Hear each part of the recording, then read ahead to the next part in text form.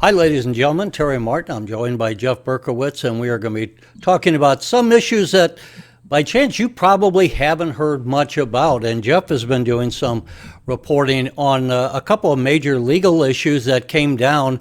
And Jeff, it's surprising that a lot of people haven't even heard because there hasn't been a lot of reporting about some of these issues, but they are critical issues, and they involve both a couple of them we're going to be discussing. One is the right of free speech, and the other involves elections. And what can you tell us about what you've learned? Well, one, Terry, the state of Illinois passed at the behest of the Attorney General, Kwame Raoul, and the Governor, J.B. Pritzker, an amendment of Illinois' Deceptive Trade Practices Act. It appears, and we hope to have Kwame Raoul on, me interviewing him on this very subject shortly, so we'll find out more about his view. But it appears to me that their focus, and many others, their focus, Terry, of this law, the amendment of the Illinois Deceptive Trade Practices Act, was to try to put a stop to so-called pregnancy crisis center counselors who were going up to women as they proceeded to have an abortion, walking up, driving up, and tried to give them information, disseminate information to them, talk to them, let them know about some of the problems of going ahead and having an abortion. Free speech. And they thought, Kwame Raoul and the governor, if they passed this law, it would make it much easier to chill that speech. It would give them the ability to say, Attorney General, well, this is misinformation you're providing. And if you're providing misinformation, that might be subject to punishment for $50,000 per occurrence, which essentially would put these pregnancy crisis centers out of business. They're small organizations. They don't have that kind of money to deal with those kinds of fines. And so let me get this clear. I just want to make sure we're understanding. Sure. Women go to an abortion clinic. Before they go into the clinic, as they're approaching it, there have been frequently pro-life activists who are within earshot of the woman going for an abortion. The pro-life activists are trying to convince the woman not to have an abortion. So that's been happening. And it's been happening for years. And now the governor, along with the Attorney General, they passed a law that would put a $50,000 fine on these pro-life activists for trying to convince the women who are going to have an abortion not to have an abortion. Is that the essence of it? That's the essence. These folks are called sidewalk counselors. They walk up on the sidewalk and they try to counsel these women and say, did you know that, for example, Dave Smith on a program we did with Dave, and he's executive director of the Illinois Family Institute, and he cited to studies by the National Association of Physicians and Surgeons, something to the Journal of American Physicians and Surgeons, 2018 article saying 66% of women surveyed in that article found having an abortion is the hardest decision they ever made. And 66% or so, he says, when surveyed, said they knew it was wrong. And he cited well, let's, rather than you said, and let me just say yes. For people, because a lot of people don't see your show, so we talked to Jeff Berkowitz because Jeff does Public Affairs TV, his own reporting, I do my own reporting, and Jeff and I get together, if you watch our show, to talk about some of these issues. So Jeff did a story on this. He talked to David Smith, isn't that correct? That's correct. And let's listen to one of the sound bites from your interview. Do they tell you that? Do they tell you how many women are now on antidepressants, or how many women have considered suicide or have realized suicide as a result of that decision they made? Of course they won't tell you. So you think this information should be provided to the woman as she's deciding whether she should go ahead and have the abortion? Absolutely. Absolutely. I have a study here I'd like to cite from the Journal of American Physicians and Surgeons. Okay. And it says, this was a study done in 2018, that many women, 67.5%, said the decision to terminate their pregnancy was one of the hardest decisions they ever made in their life. It doesn't come easy. This is not an easy choice. Planned Parenthood would have you think it's like getting a tooth pulled or a gallbladder out. It is not. This is significant because most women, according to the study, 66% of the women knew in their hearts that abortion was wrong. Well, so as we were saying, this is what Dave Smith, executive director of the Illinois Family Institute, he and a number of pro-life organizations have their counselors, have their sidewalk counselors going up to these folks and trying to provide this information. Because the context of this is that Illinois is trying to make itself an abortion destination point for all the states that are surrounding Illinois, because Illinois is one of the most pro-choice states, they would put it. Others would say pro-abortion states. And we're surrounded by countries that are much more strict than the United States in terms Well, and of Illinois is surrounded by states that are much more strict, including that's Missouri. the point. That's what I was leading up to, because as Smith says, big abortion, he calls it, big Abortion Inc., has opened abortion centers in Flossmoor to handle people coming across the border from Gary, Indiana, and in Rockford, Illinois, to handle people coming across the border from Wisconsin, and certainly Milwaukee, and in Fairview Heights to handle folks coming across the border And from Missouri, and St. the Louis, governor and Pomor. the Just let me say left wing we'll of the finish up. Democratic Party, those who want to have a legalization of abortion without restrictions, they don't like these pro-life activists trying to talk people out of getting abortions is the nub of it. And so they're trying to stop their talking to these women who are going to have an abortion. I think the governor and the attorney general would argue, and others of their ilk would say that this is harassment of these women at a time when they're vulnerable. I think that's what the point would be of those who are supporting this law.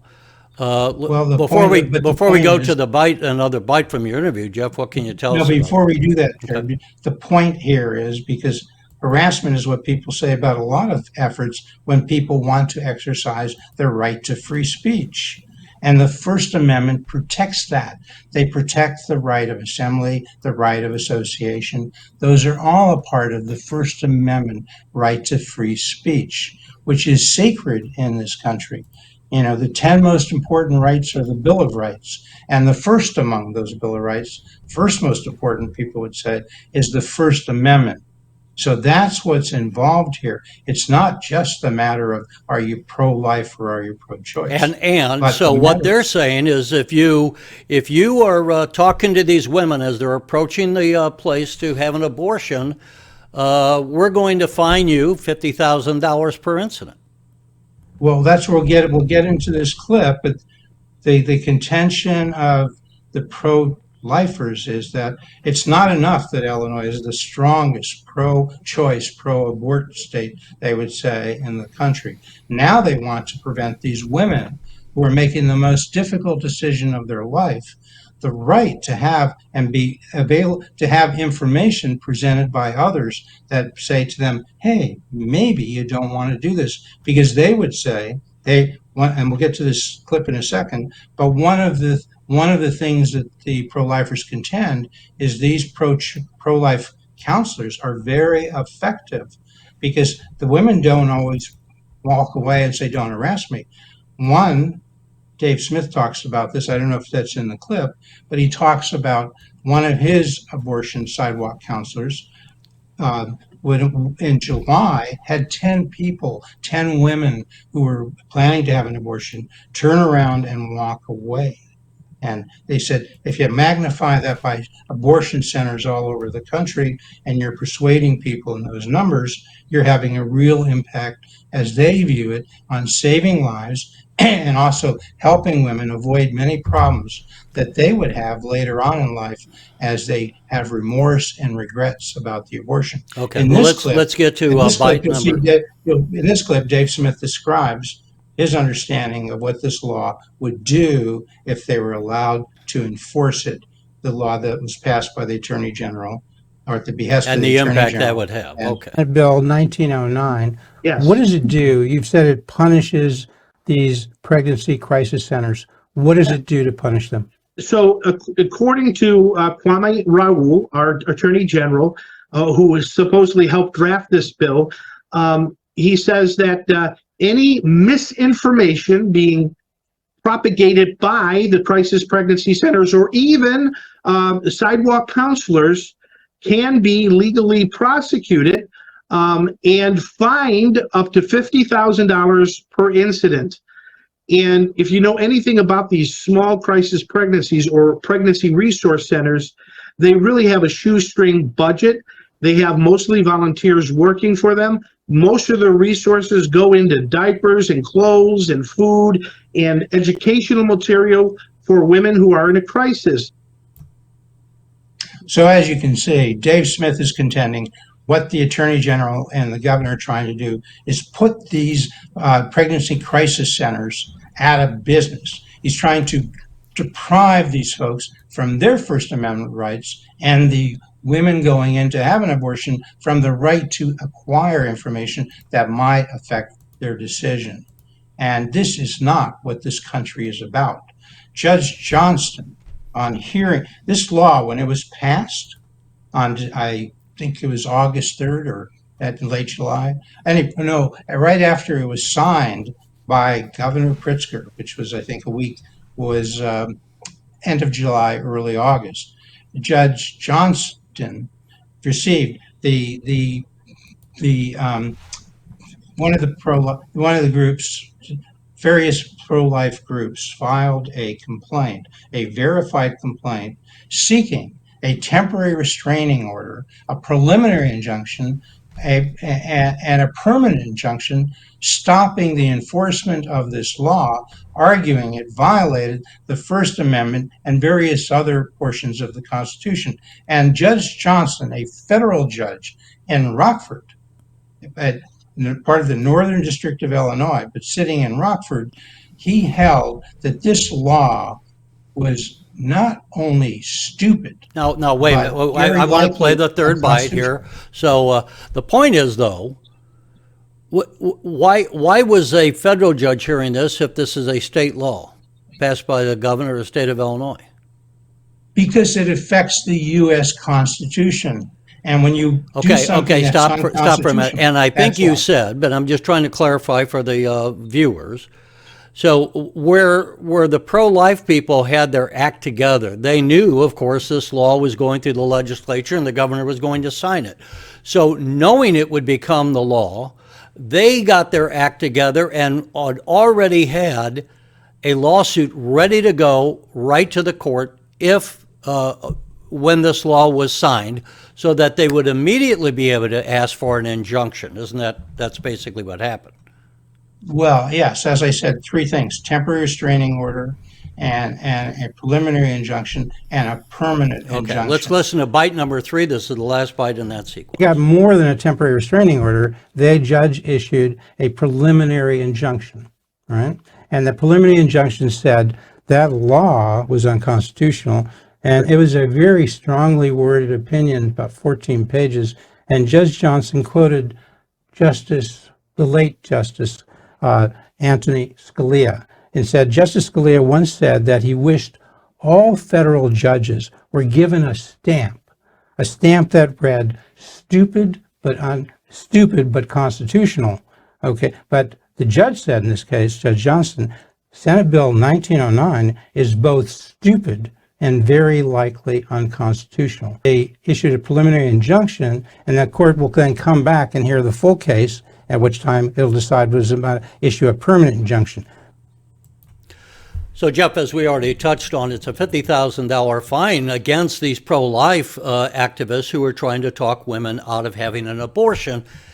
And one would think, as we kind of also touched on, that wouldn't the governor and the legislature, have said you can't pass a law. You would think they would know that you can't pass a law prohibiting free speech, that the pro-life people, I think this is the whole nub of the legal argument, the pro-life people have every right to be able to express their opinion on a public matter, and this is certainly a public matter, abortion, one of the hottest issues that's been around for the last 50 years. Right, and you would think they pushed so hard for this law to be passed, and they jammed it through with their supermajorities. Various Democrats were opposed, but the supermajorities they had allowed Pritzker and Kwame Raoul to push this law through. And you would think, once it was held unconstitutional, as we just heard from Dave Smith, by a federal judge, you would think they would appeal it. But I just confirmed today what most people would suspect, since there was no indication that the Attorney General had filed his notice of appeal within the 30-day limit. So I called and spoke with the press office of the Attorney General, and they said, yes, we're not appealing. The appeal date has passed, and we filed our answer. So we'll be looking over that answer, which they sent me, and we'll be commenting further as we accumulate information. But isn't that strange that a law that was so important? So they go through the legislature, the governor signs it, and then when the judge comes in, responding to the, I guess, the suit by the pro-life people who were ready for it, then the Attorney General of Illinois, Kwame Raoul, did not appeal it. And he didn't appeal it, would have gone to the Seventh Circuit Court of Appeals. Most people I've talked to on both sides say this law is so unconstitutional, the Seventh Circuit Court of Appeals would surely uphold that decision. And if they appealed it further then to the U.S. Supreme Court, the U.S. Supreme Court would uphold it and say this is unconstitutional. They didn't want that bad law, so they didn't appeal it. But isn't that sort of well, we'll find out. I am going to speculate here. I mean, a lot of times we talk about facts. Here and there you need to speculate, and we got to speculate. Why would the Democrats, who control the legislature with supermajorities, and the Democrat governor, and the Attorney General, these are not stupid people. They know the Constitution. They must have known that you can't be passing a law that prohibits speech like this. So I'm going to be speculating that this was them throwing a bone to the far left part of the Democratic Party, the I guess we don't want to say the pro-abortion, but the pro-choice crowd, and that they were doing this for political reasons. They must have known. Maybe they didn't know that the pro-life crowd would be so active to have their act together and file this lawsuit immediately upon it being signed. They may not have known that. But you really have to think, number one, that this was a political move by the governor and the legislature, Democrats in the legislature. And number two, which brings up, speaking of free speech and the First Amendment and the right of the press, where was the press coverage, Jeff? Was there any press coverage in Chicago about this? Terry, this is a golden opportunity for the Illinois Channel and Public Affairs to show people this is why we're here. We're trying to be fair. We're trying to have the Attorney General on, and I think he will come on, speaking to his representatives, his press office this morning. And we'll ask him, because we believe in free speech. You do at Illinois Channel. We do at Public Affairs. I would hope everyone Where's does. ABC? Where's NBC? Where's CBS? This should have been big news when it was held unconstitutional, big news when they decided not to appeal. Where the hell are they? I mean, this is a challenge. I know these people, they're fine people, but I don't know why it's not getting well, and look, everyone needs to have their critics. We all make mistakes, but for all the irrelevant coverage we get of different things that don't impact people's lives, when the state of Illinois signs a law that is going to prohibit free speech, that ought to be covered by news media.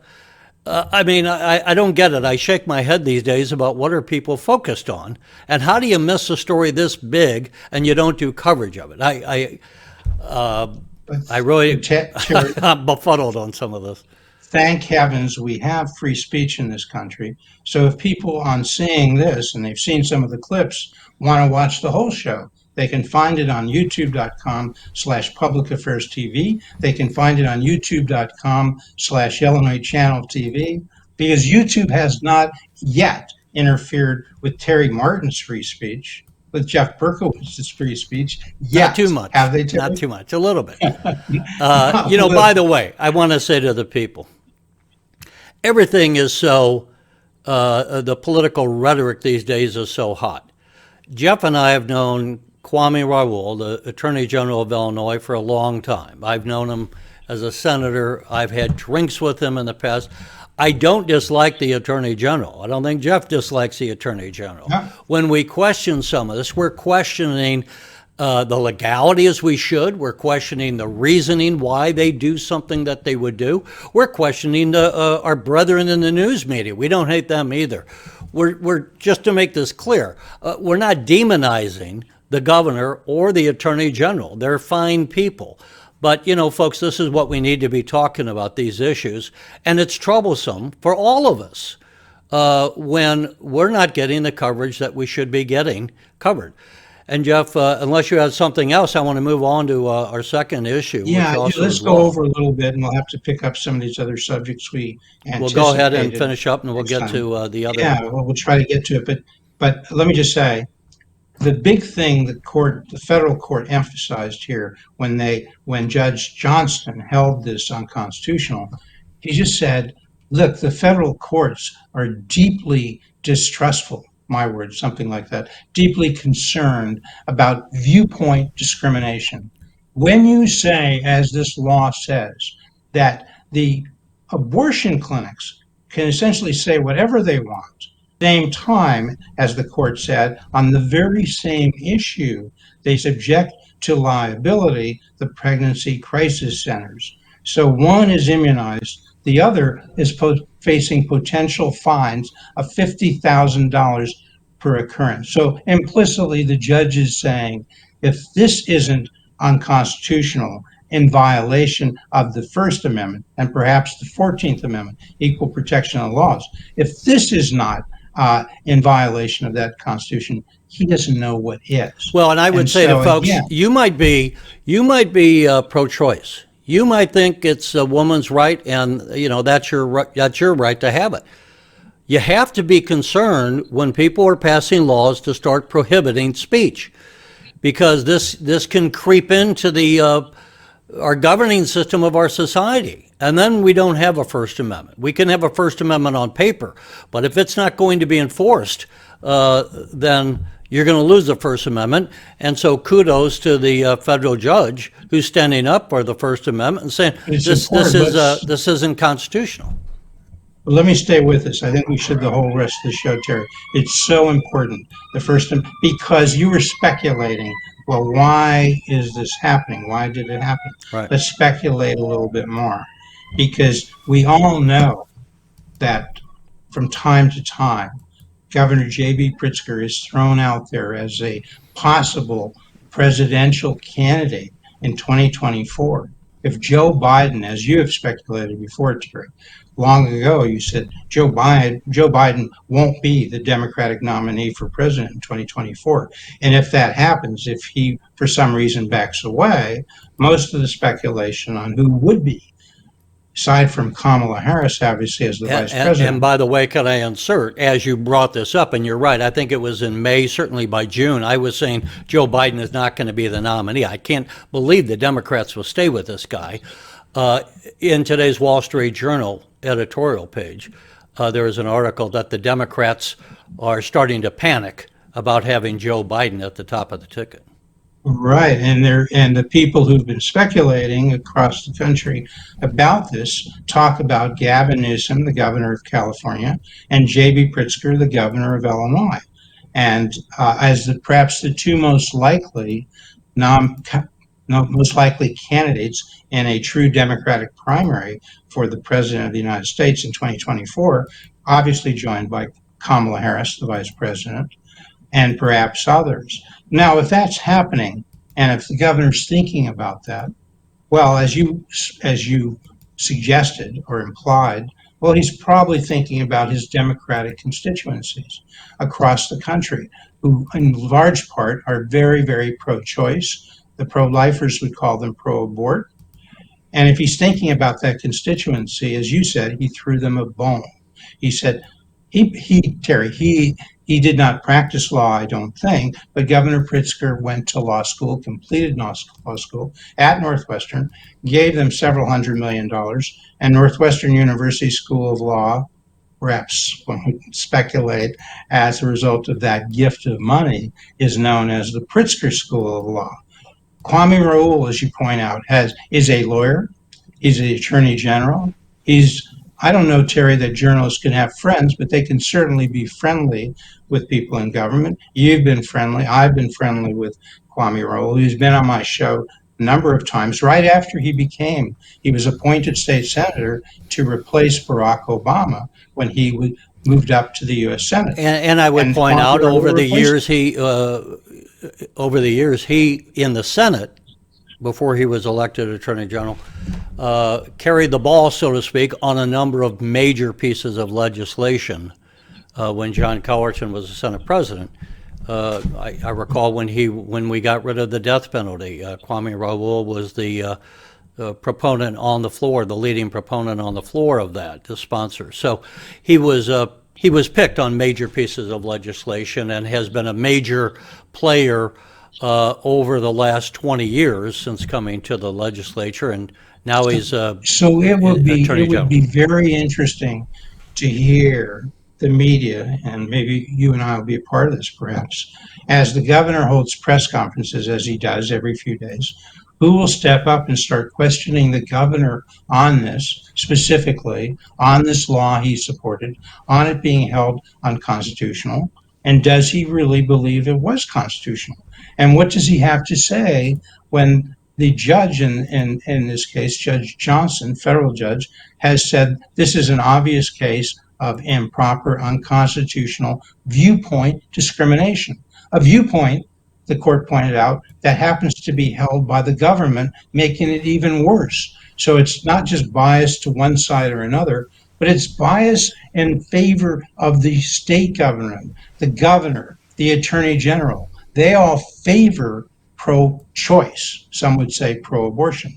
So what would the governor say about that? This is another example, and we've had, unfortunately, a lot of examples, where we have people in government attacking the Constitution. When you pass a law that says you can't say something on a legal issue like this without being fined $50,000, that's an attack on the Constitution.